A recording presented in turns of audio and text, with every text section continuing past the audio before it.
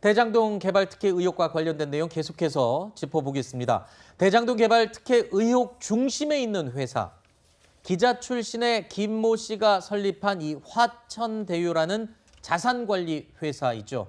지난 4월에 이 금융정보분석원이 화천대유의 수상한 뭉칫돈 흐름을 포착했다는 공문을 경찰청에 전달한 것으로 알려졌습니다. 화천대유 대표의 금융거래에 비정상적으로 보이는 부분이 있다라는 취지의 통보였는데요. 화천대유 대주주인 기자 출신 김 씨와 화천대유 대표 이 씨가 거액의 돈을 화천대유 법인 계좌에서 인출해 간 것, 그러니까 빌려간 것으로 장부에는 적혀 있는 것으로 확인이 됐는데요. 자, 화천대유 이성문 대표는 해당 내용은 경찰에서 모두 소명을 마친 부분이다라고 했고요. 또 빌린 돈은 다 갚았다라고 해명을 하기도 했습니다. 기자 출신 김 씨와 이 이성문 대표, 이 두 사람이요, 화천대유 법인 계좌에서 거액의 돈을 빌린 것으로 알려진 가운데 경찰은 최근에 이성문 대표를 소환해서 조사를 한 것으로 확인이 되고 있습니다. 거액의 자금이 과연 어디에 쓰였는지, 이 돈의 흐름이 어디로 갔는지 지금 이 부분을 용산경찰서에서 지금 조사를 하고 있다. 지금 이 부분까지는 공개적으로 확인이 된 부분이잖아요. 네, 이제 전부 경찰에서 소명을 했다고 하는데 그걸로 이제 수사가 종결이 된 건지 아니면 그래도 미진한 부분이 있는지는 계속 수사가 진행 중이라고 하니까는 지켜봐야 될 것 같고요. 재무제표상에 대여금으로 드러났다고 하더라도 그것들은 자기들이 그냥 편의상 그렇게 얘기를 하는 거고, 일단 저 정도 자금 흐름이 드러나면요, 금융정보분석원 FIU에서 그거를 찾아내고 문제가 있는지를 보고 그다음에 이제 수사기관에다 그거를 수사를 의뢰를 하거든요. 네. 그런데도 그게 벌써 일어났던 게 벌써 몇 년 전인데 아직까지 뭔가 단서가 잡히지 않았다면 과연 경찰에서 수사 의지가 없었는지 아니면 이게 정말 결점이 없었는지 거기에 대해서 일단 궁금하고, 그다음에 보면은 지난해에 주주 임원 종업원이 단기 대여금 명목으로 12억을 대여를 하고 대표는 26억을 대여를 했다는 거잖아요. 굉장히 큰 돈 아닌가요? 아니, 이렇게 법인 많은 계좌에서 사람들이 뽑아간다는 게? 법인 계좌에서 그렇게 수십억씩을 아무 담보도 없이 이렇게 빌렸다가 갚고 하는 게 전혀 일반적이지는 않거든요. 그렇기 때문에 혹시나 이게 어떤 무슨 로비라든지 그런 부정한 자금으로 쓰여지지 않았을지 거기에 대해서 우리는 당연히 의혹을 제기를 하는 거고, 그다음에 화천대유 대주주한테 473억 원이 대여가 됐더라고요. 네. 근데 이거는 일단 이게 어떻게 증여를 갔는데 이게 사실 건네준 건데 대여라고 됐는지 세금상의 문제는 없는지를 봐야 되고, 네. 470억이나 되는 돈을 어디다 썼는지 그 부분에 대해서 분명히 조사가 이루어져야 되는 부분입니다. 지금 용처. 네. 돈을 도대체 어디다 썼는지를 밝히는 게 굉장히 중요한 부분이다라고 하셨는데, 누구에게 그 돈이 갔는지 그 부분이 같이 포함된 내용이라고 판단이 됩니다. 자, 그런데 조금 전에 말씀드렸던 금융정보분석원 이곳에서는요, 이 화천대유의 법인 계좌에서 뭉칫돈이 개인에게 빠져나간 흐름, 이건 좀 이상하다라는 이 움직임을 경찰청에 지난 4월에 알렸습니다. 지난 4월에. 그런데 경찰에서는 지난 4월 이후 최근에 언론에 이 보도가 터지면서 문제가 될 때까지 별다른 특별한 조사나 움직임을 하지 않은 것으로 지금 알려지고 있거든요. 그러니까 사실 이 부분이 좀 논란이 될 수 있는 게, 아까 조금 전에 전전 변호사가 설명 잘 해주셨습니다만, 통상 이렇게 회사 관계자가 회사로부터 거액을 빌리는 형태로 하는 것이, 네. 이건 뭐 제가 범죄를 단정짓는 게 아닙니다만 네. 회사 내 자금을 횡령을 할 때 굉장히 많이 쓰이는 수법이라고 합니다. 개인이 그러니까, 회사 법인 계좌에서 수십억 원을. 그렇죠. 그러니까 네. 이제 이게 자금이 정말 차입을 하고 다시 갚아가는 과정이 정확하게 소명이 되면 이제 그 횡령이 아니겠죠. 네, 그러니까 일반적인 네네. 횡령 사건들을 경험적으로 봤을 때 네, 그렇죠. 그렇게 말씀을 하신 그렇게 거죠. 볼 수 있는 의심이 된다는 거예요. 네네.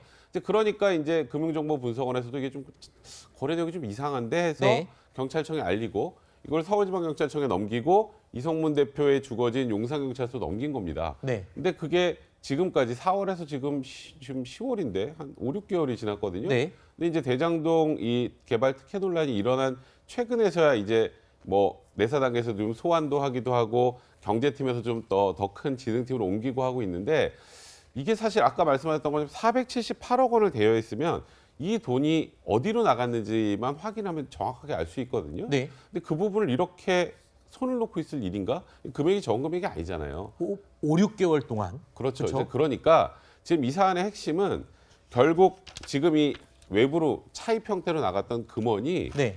어디로 갔는지. 네. 예를 들어서 통상적으로 개인 사업자라면 뭐 토지 소유주하고 뭐 관계 때문에 이 돈이 쓰일 수도 있어요. 네. 근데 지금 여긴 민관 합동이잖아요. 그게 네. 아니란 말이죠. 그러니까 이 돈이 어떻게 사용됐는지 확인하는 것. 네. 그러니까 이게 자꾸 늦어지다 보니까 결국 특검 얘기 또 나오는 게 아닌가 싶습니다. 그러면 수사기관에서는 이 계좌 압수수색이나 뭐 이런 것들을 통해서 돈의 흐름과 종착지를 다 찾아낼 수는 있는 겁니까? 아, 그렇죠. 현실적으로는? 그럼요. 아, 충분히 그렇군요. 알 수 있죠. 이게 범죄 의심이 있다면. 그러면 의지만 있다면 지금 당장도 얼마든지 찾아낼 수 네, 있는 그런 그렇습니다. 부분이 있군요. 자, 대장동 개발 특혜 의혹과 관련해서 이런 사실도 또 추가로 드러났습니다. 기자 출신 김 씨가 세운 화천 대유는요, 알려진 것처럼 사업 공고 일주일 전에 설립된 자산관리 회사죠. 세워진 지 일주일밖에 안 된 신생 회사가 당시에 대장동 개발 사업 신청서를 낸 3개의 컨소시엄들 가운데 유일하게 가점 20점을 받은 사실이 확인이 된 겁니다. 먼저 전문가의 이야기 먼저 확인해 보시죠. 1000점 만점 봤을 때 20점이면 별로 안 큰 것 같잖아요. 950점이 1등이면은 930점이 2등이에요. 20점 그래서 어마어마한 점수차라 그러거든요. 그러니까 애초에 니들 들러리 쓰고 우리 여기다 몰아줄 것이고 이 대장동은 성남시에서 직접 가니까 사실 수용도 가능한 거고 그다음에 이게 사업성이 워낙 확실하니까 돈도 사실 PF 일으키면 되는 거지 굳이 화천대유가 들어올 이유가 없지 않습니까? 저도 그 부분이 참 의아합니다. 최 교수님, 예. 지금 컨소시엄 3개 가운데 화천대유를 빼고 나머지 2곳은 이름만 들으면 일반인들도 모두 알만한 금융기관들로 구성이 돼 있거든요. 그런데 화천대유가 그런 유명 금융회사들을 다 물리치고 가산점 20점을 받았다. 뭐 어떤 항목으로 그걸 받은 것으로 지금 알려지고 있습니까? 일단 그 부분에 잠깐 이제 제가 정정을 해서 말씀을 드려야 될 게 뭐냐면 화천대유가 소속된 성남의뜰이라는 컨소시엄이에요. 그 네. 컨소시엄의 주축은 하나은행, 그다음에 국민은행 이런 은행들이 주축이고요. 실제 주식을 더 많이 갖고 있고 화천대유는 그중에 일부를 갖고 있기 때문에 화천대유가 은행권과 같이 하지 않은 건 아니에요. 그러니까 3개의 컨소시엄이 들어왔는데 네네. 그중에 하나가 하나은행 컨소시엄이고 하나은행 컨소시엄 안에 화천대유가 이제 포함되어 있는 거죠. 아하. 그러니까 이제 화천대유가 하는 일이 뭐냐 자산관리 회사거든요. 네. 그러니까 보통 은행들은 PF 대출을 하는 주를 하고 본인들이 페이퍼 컴퍼니 만들어서 예를 들면 개발 사업에 들어오면 그 회사를 하나 만들고 자산 관리할 수 있는 어떤 회사를 함께해서 컨소시엄을 이루는 게 일반적이라는 거죠. 네. 그래서 아마 이제 자산 관리 회사에 대한 공고문에 아마 그게 올라간 걸로 보여요. 아마 이번 그 대장동 개발 사업 공고문에 자산 관리 회사가 포함돼 있거나 아하. 또는 만약에 만들 계획이 지금은 없더라도 만들 계획이나 아니면 계획서를 내면 네. 20점을 배점하겠다는 점수가 포함돼 있는 거예요. 네. 근데 이 하나은행 컨소시엄에서는 화천대유를 들여오면서 자산관리 회사를 가지고 온 것이고 그래서 20점을 받았는데 나머지 두 이제 컨소시엄 아까 얘기했던 다른 은행권 컨소시엄들이 만들지 않은 거죠. 그리고 아하. 아까 말씀드린 만들지 않은 것뿐만 아니라 그 공모서에 보면 만들 계획만 제출해도 20점을 받을 수 있는 그걸 제출 안 했다는 거예요. 네. 그래서 20점을 못 받았다고 얘기를 하고 있습니다. 근데 그거를 왜 안 해요? 딴 데는 그거 네. 담당자 해고 사유 아니에요? 다른 참가자들을 보니까 뭐 메리츠, 산업은행 그런데 그 사람들은 자산관리 항목이 지금 배점이 없었다는 거예요. 그래서 왜 이거를 얘네들만 구성해서 갔냐? 거기에 대해서도 의문을 제기하는 사람들이 있다. 네. 그러니까 이게 공모에 들어 있다고 하면 네. 지금 말씀드린 것처럼 전재현 변호사가 문제를 제기한 것처럼 그걸 안 했다면 그 컨소시엄이 문제인 거죠. 네. 만약에 없어서 문제가 아니라 당장 만들지 않더라도 계획서만 내도 된다고 하는 배점이 있다고 하면 그걸 안 했다고 하면 그 컨소시엄의 문제라고 볼 수 있는 거죠. 알겠습니다. 그러다 보니까 사실상 이게 내정된 게 아니냐라는 의심이 아하. 나오는 겁니다. 내정된 게 아니냐는 의혹을 불러일으킬 수밖에 없는 또 정황이 또 논란이 되고 있습니다.